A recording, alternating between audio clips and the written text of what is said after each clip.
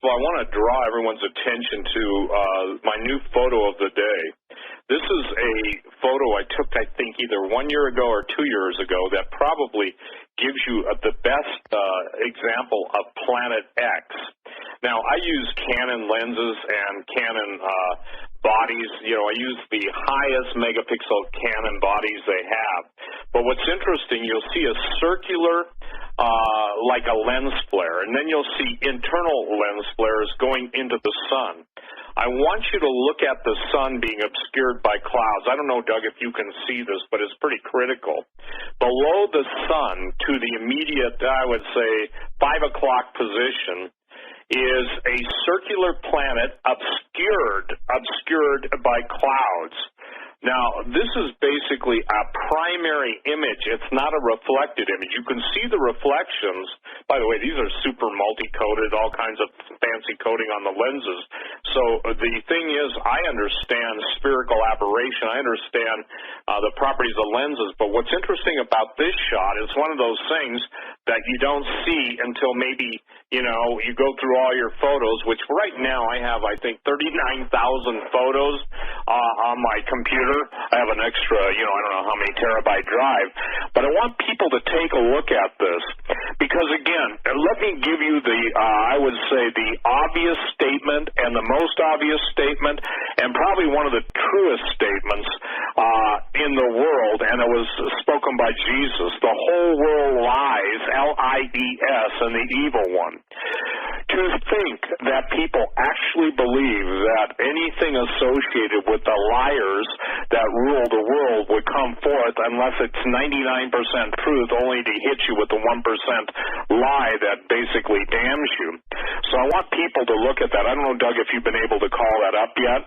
I don't even know if you're able to put it up on your screen. It just got put up on my website, so that's why I didn't have time to send it to you ahead of time. Steve. Yep. Yep. Okay, so do you see the little image to the lower right? Do you see it at 5 o'clock being obscured by the clouds? Mm-hmm. So here's what I'm saying. Even with the evidence we present, people will say, I don't believe it. And unfortunately, that's true. You can't make someone see when they're willingly blind.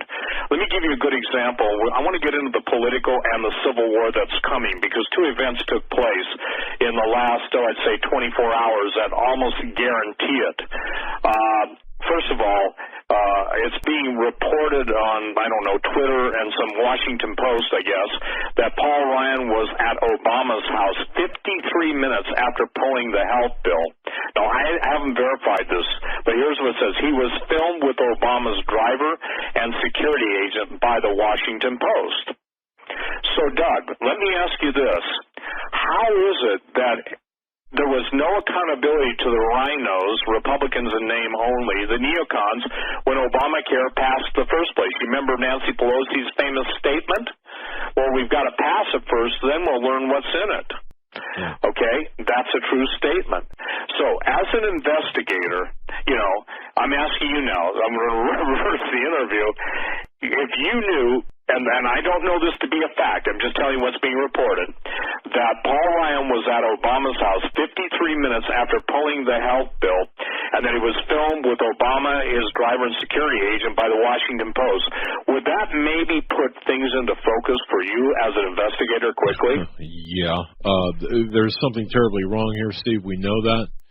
It's a uniparty system, of course. It's globalist, you know, versus all the rest of us. But yes, okay, so it would ask the question, where do his loyalties lie? Yeah. Why? Yeah, exactly.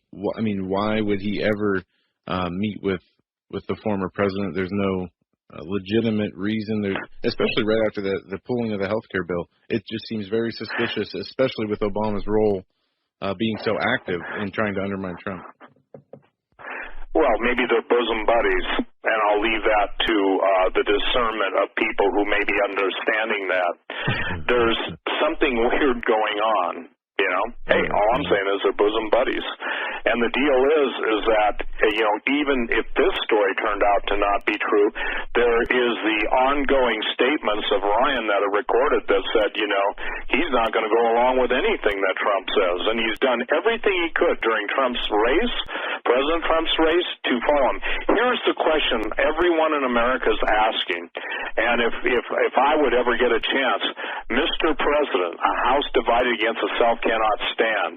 Look at all the Secret Service failures, almost that even to the disabling of the sensors on the fences. I'd have that guy's ass up before a congressional, no, forget it. I would have that guy, number one, fired, and I would also check out the files on him because, listen, if you have the responsibility of the President of the United States' life and you are accountable for it, then whoever disconnected those sensors, which, by the way, have been reinstalled, would be, I would say, guilty of complicity in some form of nefarious attempt on his life. I forget, Doug, you probably know the name.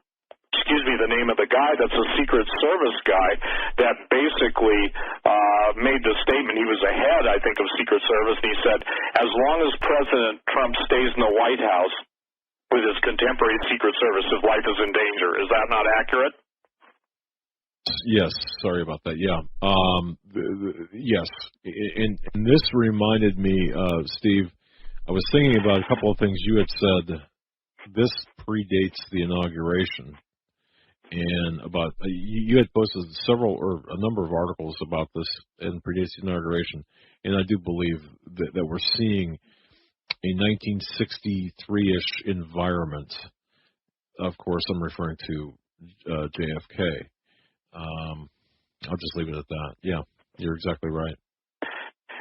Well, here's the thing, ladies and gentlemen. Again, everything I say, I've had a statement on talk radio. And look, I expect, obviously, the days of all of us, God forbid, it's known only to the Lord how long any of us stay on. But, here you can always tell when you get too close because, obviously, Andrew Breitbart did, and he died within minutes after the National Defense Authorization Act went into place.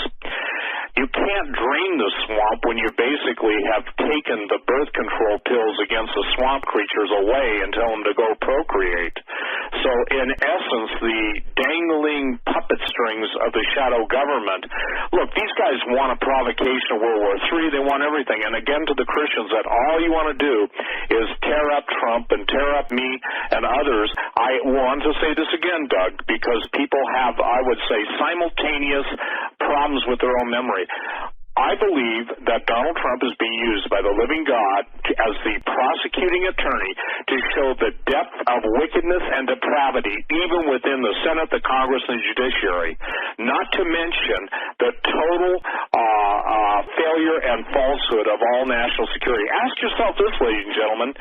If World War III is such a threat, why is everything turned internally and not externally? How about this? This is when, let's see, who did this? Christian Truther. The masses are useless.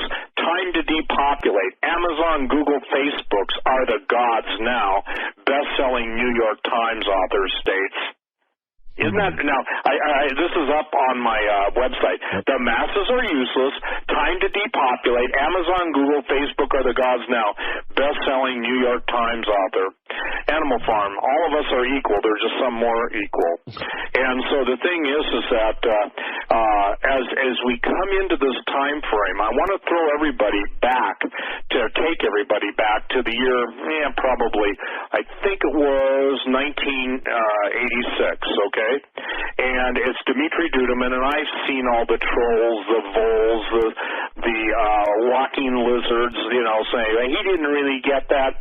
It still remains to be seen. I believe he was a God-given prophet, brought from Romania to the United States, couldn't speak English, and probably one of the clearest prophetic voices during the decade that God had him here. And he had visions, not just dreams. Now listen, we have been given a time out. We are going to have the Great Tribulation. We are beginning to see the full manifestation of evil, unlike anything we've ever known in our generation. And even knowing history, if even go back to to, Europe, outside the French Revolution, and taking a bunch of people to lunch, and then obviously during Victorian England, I don't know if people know this, but cannibalism was an unspoken delicacy in some of the most powerful lords and ladies of the house, and I don't know if you knew that, Doug. But beyond that, we're seeing things now that basically are reminiscent of the Old Testament. There's 20 different passages in the Old Testament. When a nation comes under judgment, cannibalism ensues. Literally wants to kill every last man, woman, and child. Jesus said it this: if you've got a problem with this, number one, you've got a problem with Jesus. He said, except the days be shortened, there be no flesh left alive. Yet for the elect's sake, those days will be numbered. So if we're spinning out of control, as we are now, and this is my opinion based on what I've written about, and telling you know this, how long have you and I been on either radio, you as a guest when I was on radio, or me? I mean, we met, right after 9/11, correct? Right. Yeah, exactly. So about 15 years. And so 15 years, maybe even 16 years. But putting that aside, we have seen things that when God gives insight, and let's take the nation of Israel. They had prophets that have yet to be paralleled in anybody's false religions, okay? There's nobody like Ezekiel. There's been nobody like Daniel. There's been nobody like Habakkuk, Amos. There's been nobody like Zechariah. There's been and if you go back even to Moses' time when he said, I would that all God's children would be prophets. He's basically saying, I don't want to be the guy that has to hear from the Lord and tell them. And I think under his breath he's going, Lord, they won't listen to me. And if you know the history of the Exodus, that was a pretty exact statement I just made. They come to the Mount Sinai, it quaked, and God said, prepare them, I'm going to come down and meet with them. And you know that story. The earth shook, the trumpet sounded, and people basically flipped out, freaked out, and they couldn't stand in the presence of a holy God. Now, they didn't see him because obviously he came down in a cloud. Scripture says no man has seen God the Father and lived. Moses got to be hidden in the cleft of the rock, and God allowed his, if you will, Moses to see maybe a silhouette or something. But the point that I'm trying to make to everyone tonight is that it doesn't matter what your paradigm is. If you are a Christian, you had better take the time to find out if all this stuff will affect you. If you want to stay on your blobosphere, and I don't call them blogs, I call them blobs, okay? And that's based on that great movie, I forget when it was, in the 50s, where the blob comes in and, covers everybody and absorbs them. So, some of you may be, at home in the blogosphere. Make sure you don't get overtaken by the blobosphere. But I want everyone to go to my website and check out Dmitry Duduman, China and Russia Will Attack America. Now, obviously, even in 1986, this wasn't a big deal. And because, everybody was at detente and there were things that had to happen. The thing that I think is important for people to realize is that there are specific events that God has planned for specific times known only to him. Even Jesus said that concerning the second coming. And yet God has historically, when a nation has repented or sought him, given them a period of grace. Doug, I get with people that absolutely want to go to the OK Corral, and I'm talking literally, and I sometimes wish, Lord, are you sure that the OK Corral isn't called for? Because here's the deal. And obviously I know that's wrong. I want to go on record as saying that, okay? And then you have to say to yourself, stand down, Steve. Stand down. Let it go.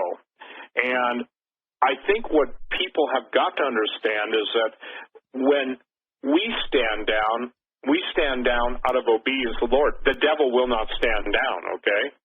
And I thank God for the brave men and women out there that are literal warriors that have fought as veterans. I thank God for the veterans out there. I thank God for the men of God. I thank God for the women of God that are at least getting their concealed weapons permits. And I'll tell you this, I get feedback from ladies that are astonishing and amazing, okay? You know, if I had my way, Doug, seriously, and I had the money that would be necessary, every woman that listens to your show, I would buy them a handgun class. You know, and I don't know how many women out there, you know. If somebody out there with all of the money wants to cover that, you know, you can handle your own money, but I'll send them your way. Because if you see the Kurdish women, I would hug them if I could get to them, or because look at what they put up with.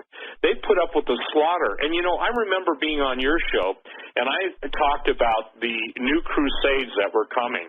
Now you've got Erdogan of Turkey saying there's a new crusade coming and basically kill the Christians. Now, people... I did say that, Doug, and somebody says, why do you always brag? I'm not bragging. I'm putting you in remembrance. That's what the Scripture says. Put them in remembrance. Paul said, how was it, brother, when I was with you? And he would go in and describe, you know, what was going to happen. Or Jesus. Jesus told us, Matthew 24, Luke 21. You know, God bless Hawk. Man, he's been trying to drive those scriptures home, and I've seen some of his criticism. I wish he'd know there's more than that in the Bible. Evidently, God's telling him to keep saying that. And see, this is something, Doug, that's really critical, because here's what's going to happen, in my opinion. On the front of Drudge tonight there was a story about Sessions. Attorney General Sessions is going to deny federal funds to sanctuary cities. Yep. Now, where did all of the immigrants that were brought in, especially the military-age men without women and children, where were they placed?